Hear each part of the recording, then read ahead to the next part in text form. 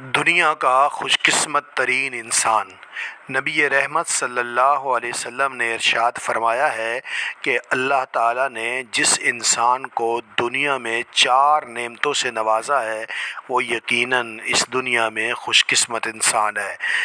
Number 1، نیک بیوی۔ Number 2، جس انسان کو رب نے کھلا مکان دیا۔ نمبر 3، جس کا پڑوسی اچھا ہے۔